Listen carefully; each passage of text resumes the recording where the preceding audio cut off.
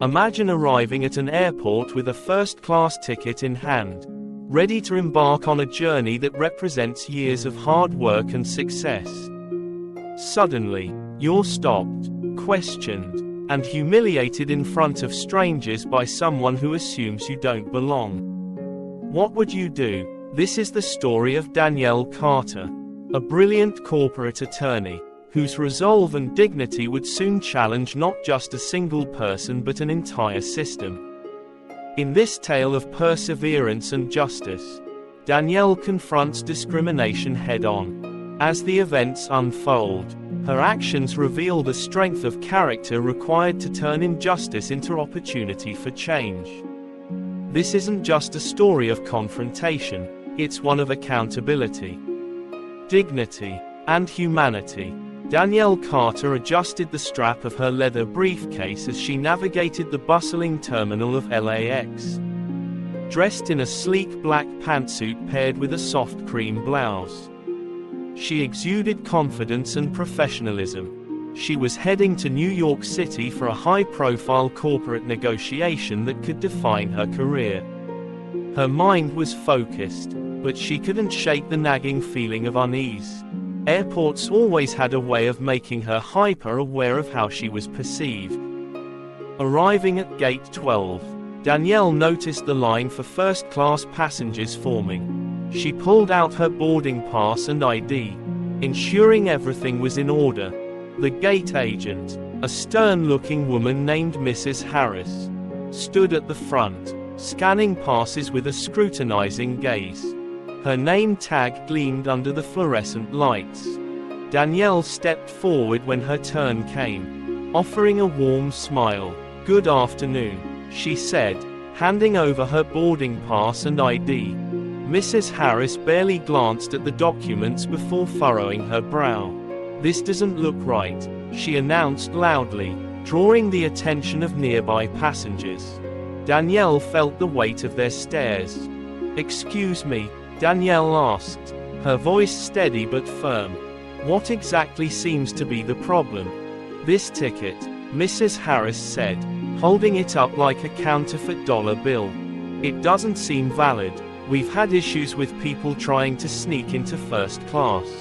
Danielle's stomach dropped, but she masked her frustration. "I purchased this ticket weeks ago and checked in online. You can confirm it in your system."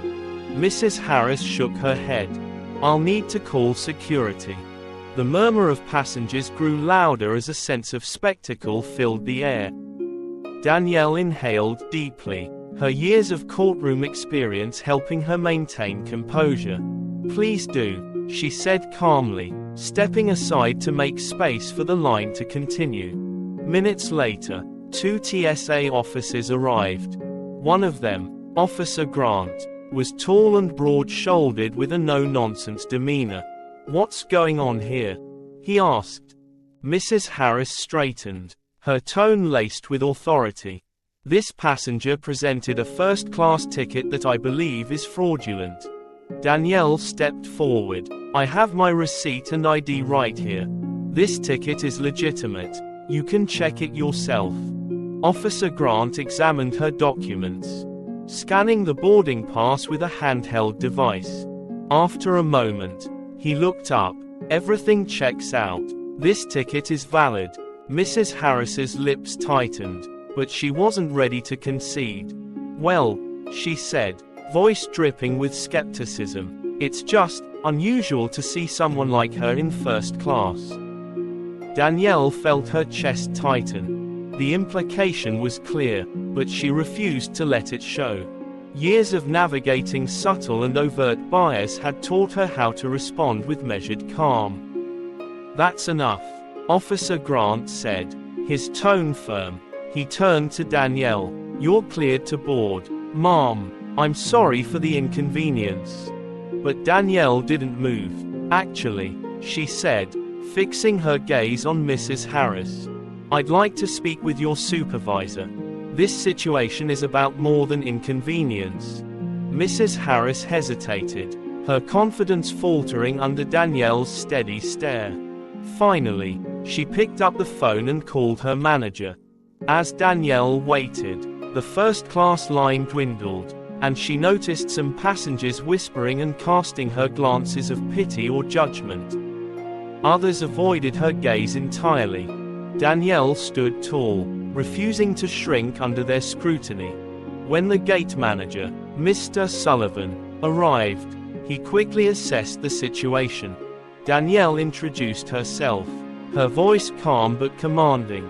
"I'm Danielle Carter. I provided valid documentation, yet I was publicly accused of fraud and humiliated without cause. I'd like an explanation." Mr. Sullivan's face paled slightly. He turned to Mrs. Harris. "Is this true?" Mrs. Harris stammered. I thought there was something suspicious about her." "Based on what?" Danielle asked pointedly. The silence that followed was deafening. "I'm terribly sorry, Ms. Carter," Mr. Sullivan said, stepping in. "Please, allow me to escort you to the plane personally." Danielle hesitated before nodding. "Thank you, but this isn't the end of this discussion. I'll be following up with your corporate office." As she walked onto the jet bridge, Danielle could feel the eyes of the remaining passengers on her, but she kept her head high. She wasn't just boarding this flight, she was taking the first step in holding the airline accountable. As Danielle Carter stepped onto the plane, she felt a mix of emotions swirling within her. The cool air and the polished smiles of the flight attendants offered little comfort after the incident at the gate. She was used to fighting battles in boardrooms, but this one had caught her off guard. The sting of being publicly questioned, her dignity put on trial, still lingered. She found her first-class seat, 2A, next to the window. Her carry-on slipped neatly into the overhead bin, and she settled into the plush leather seat. As she adjusted her seatbelt, she noticed a businessman from the boarding line seated across the aisle. His gaze lingered for a moment before he spoke. "I'm sorry about what happened back there," he said, his voice low. "Careful, that gate agent was out of line." Danielle offered him a polite smile.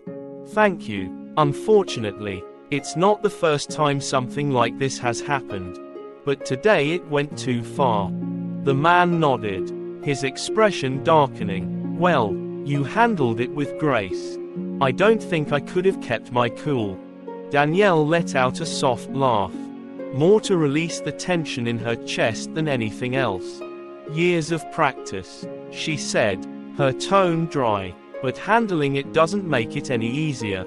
The man leaned back, seemingly deep in thought. Danielle, however, turned her focus forward. Her mind was already planning the next steps. This wasn't just a personal slight, it was a reflection of something larger. A system that allowed bias to fester unchecked. As the flight attendants prepared the cabin for takeoff, Danielle reached for her tablet.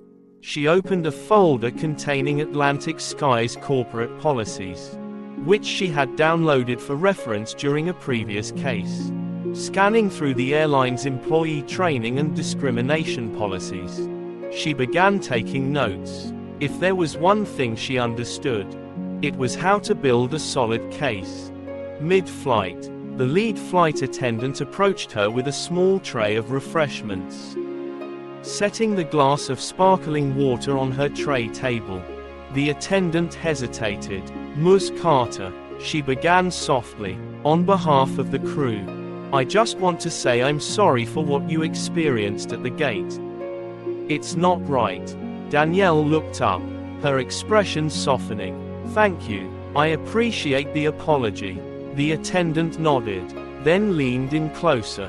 "If there's anything you need during this flight, please let me know.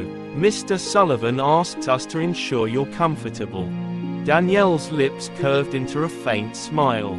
"I'm fine, thank you, but I'll need more than an apology to make this right." The flight attendant retreated, leaving Danielle to her thoughts. She returned to her tablet, meticulously drafting a plan of action. She wasn't just going to let this slide, she was going to confront the airline's corporate team directly. public humiliation required a public response and systemic change.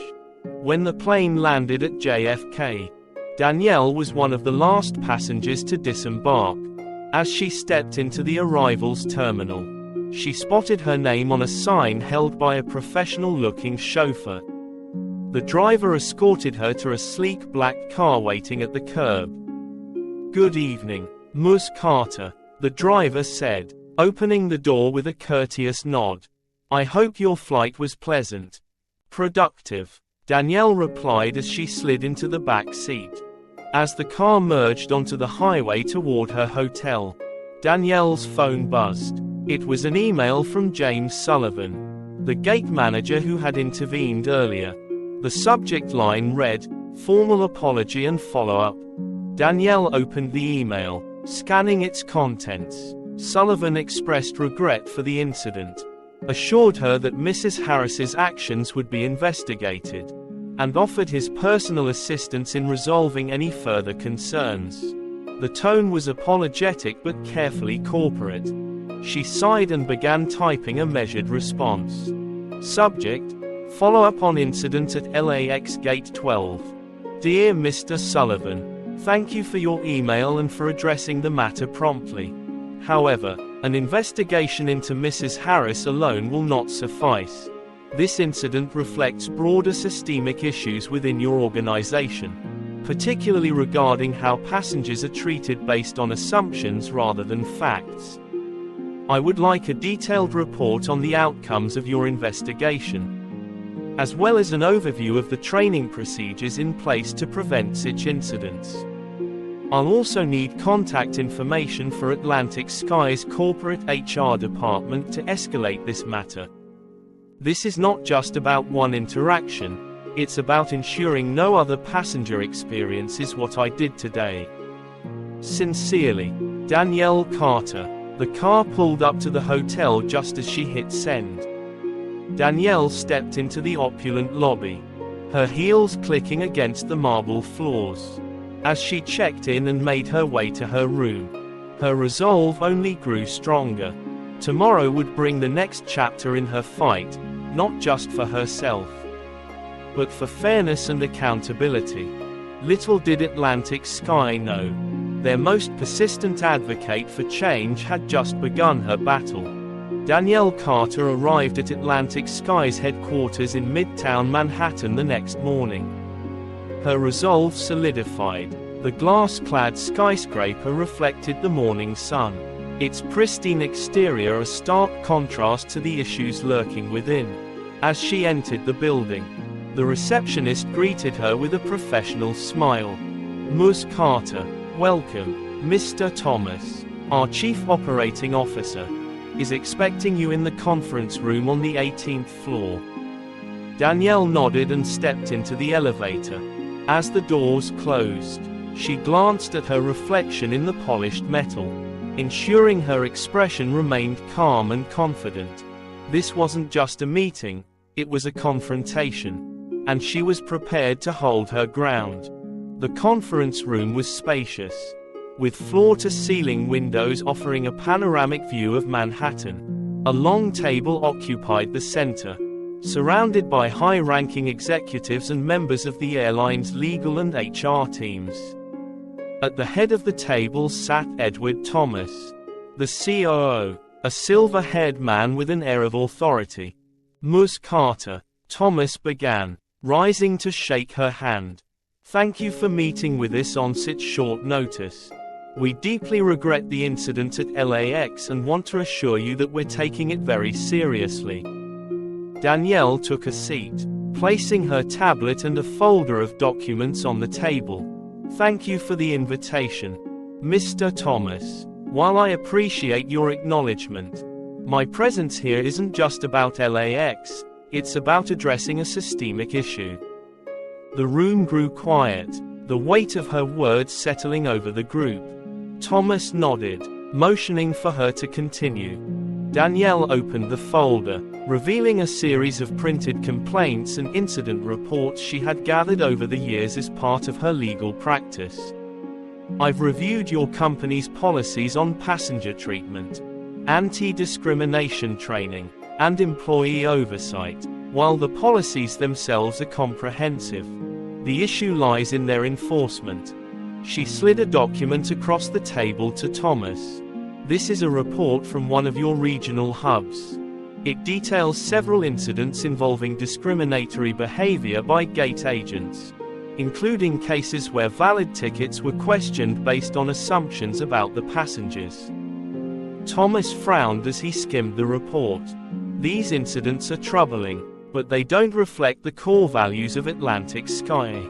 Danielle leaned forward, her voice steady. With all due respect, Mr. Thomas, the core values of a company are meaningless if they aren't upheld. These complaints were largely dismissed or ignored. Why? A woman from the HR team, Susan Bell, cleared her throat. In some cases, the complaints lack sufficient evidence to move forward.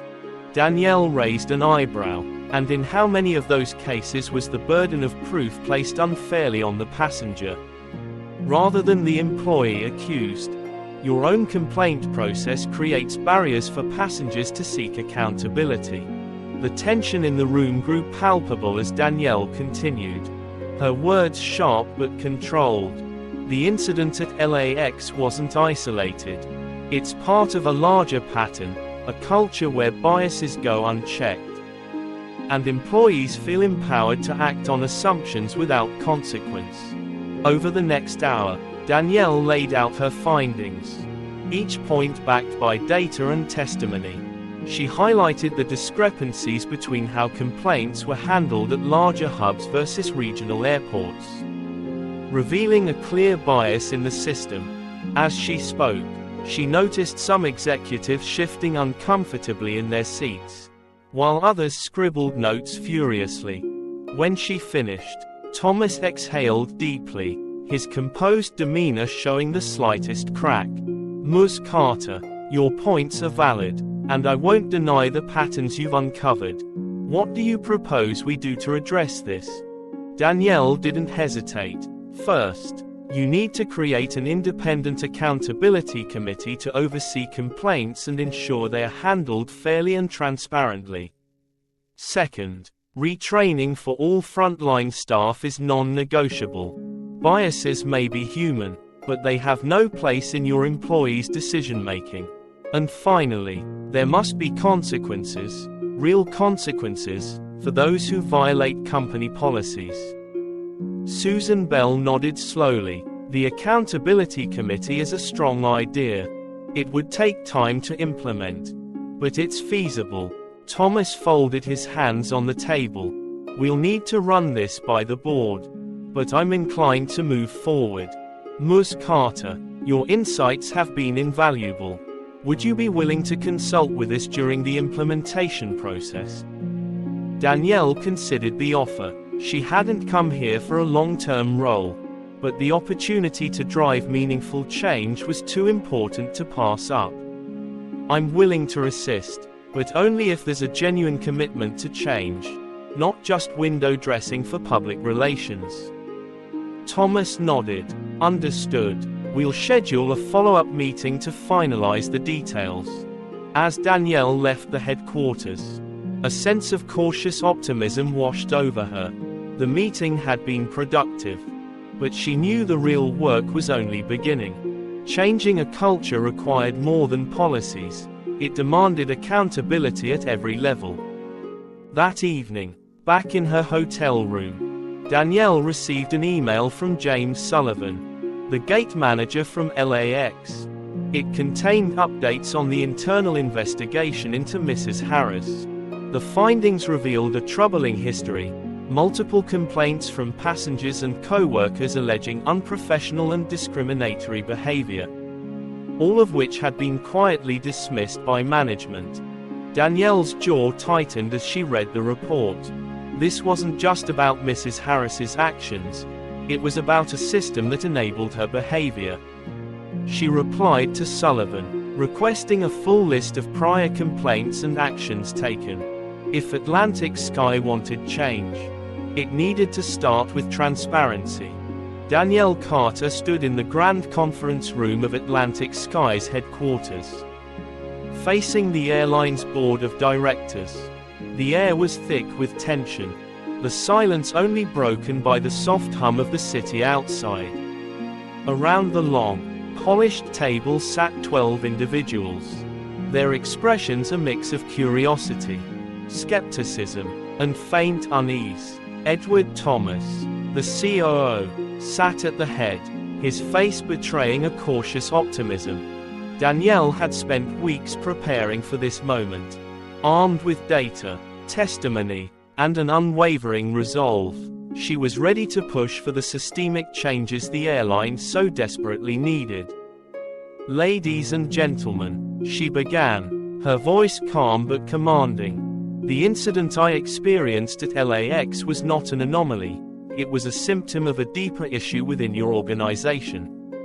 Today, I'm here to present not just the findings of my investigation but also a roadmap to ensure no passenger ever endures what I did."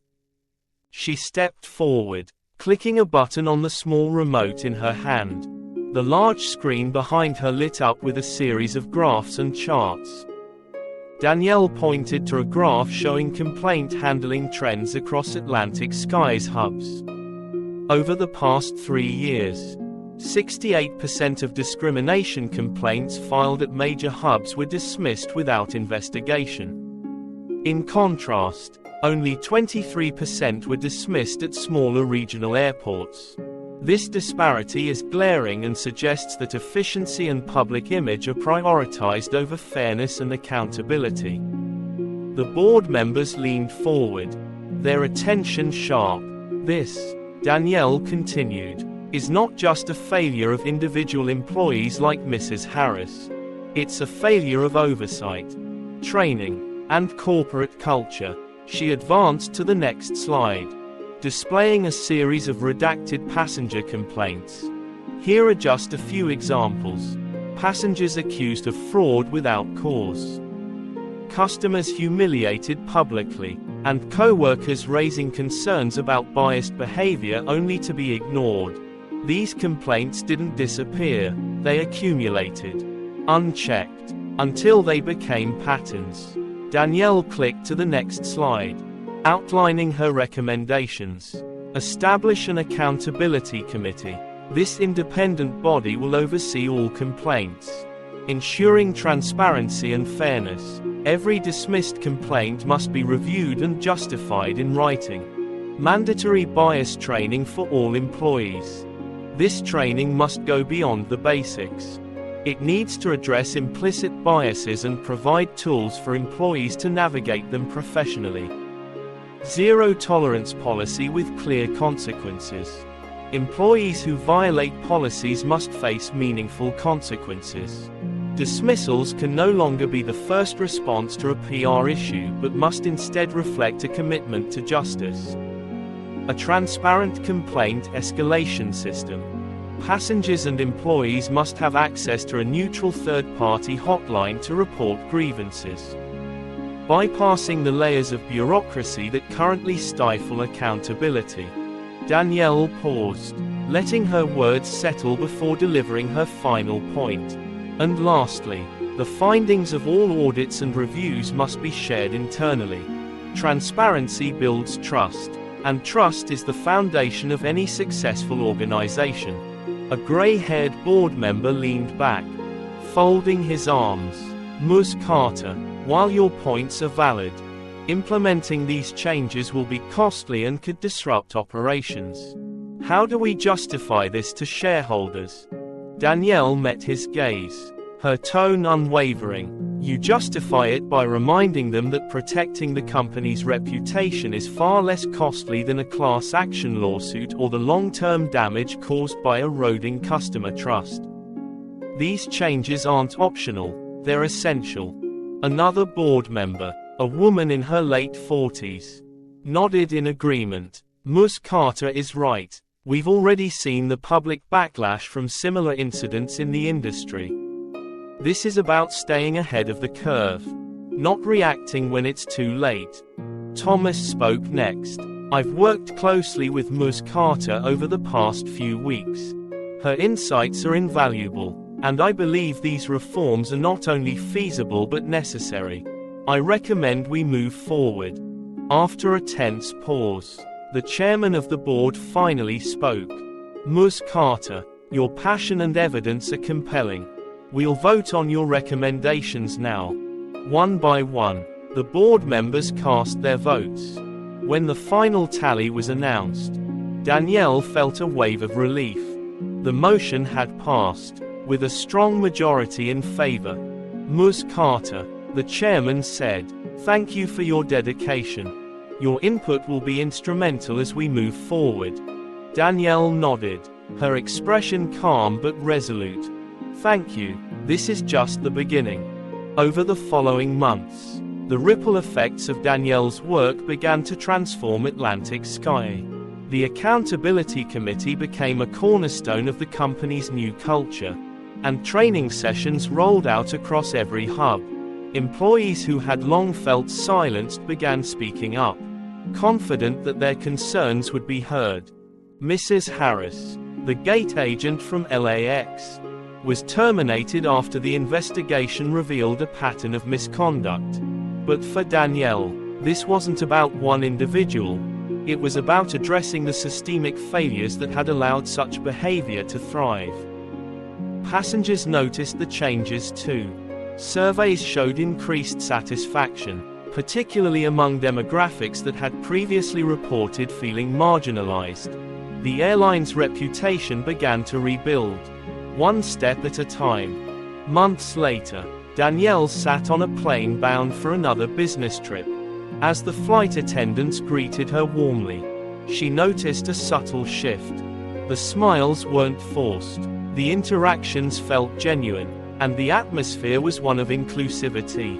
As she settled into her seat, the businessman across the aisle, someone she hadn't met before, leaned over with a curious expression.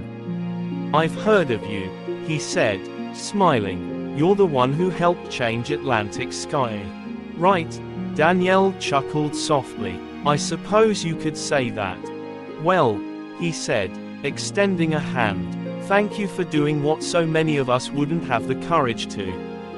Danielle shook his hand, her heart swelling with quiet pride. The journey hadn't been easy, but it had been worth it. She gazed out the window as the plane ascended, a faint smile playing at her lips. The fight for fairness was far from over.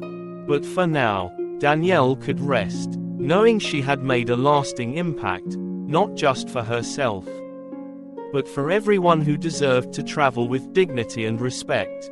Danielle Carter's journey is a powerful reminder that one person's courage can ignite change. Her story illustrates the importance of standing up against injustice, no matter how deeply it's rooted. It wasn't just about a boarding pass or a flight. It was about challenging a system that had allowed bias and unfair treatment to go unchecked for far too long. Her determination led to meaningful reform, not only for herself but for every passenger who steps foot on an Atlantic Sky flight. Danielle's actions serve as an inspiration for us all, showing that dignity and justice are worth fighting for, no matter the obstacles. In today's world, it's easy to overlook the small moments where fairness and integrity are tested. But it's these moments that define who we are. Whether you're in a position of power, a bystander, or someone directly affected, remember this: speak up. Silence allows prejudice to persist. Whether it's a friend, colleague, or stranger being mistreated, your voice can make a difference. Act fairly, regardless of someone's background, appearance, or circumstances. Treat them with respect and kindness. It's a reflection of your character and humanity. Demand accountability. Systems only change when people hold them accountable. Don't be afraid to question authority or push for better practices in your workplace, community, or even government. Most importantly, believe in the power of one person to create a ripple effect.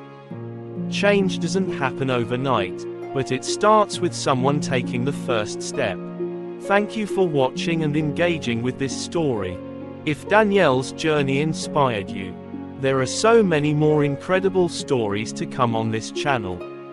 Be sure to subscribe for free and hit the notification bell so you never miss our latest and greatest stories. Join our community of listeners who love meaningful, thought-provoking content that challenges and inspires. Share this video with your friends and family, and let's spread the message of fairness and integrity across the globe. Thank you for your support, and we'll see you in the next story.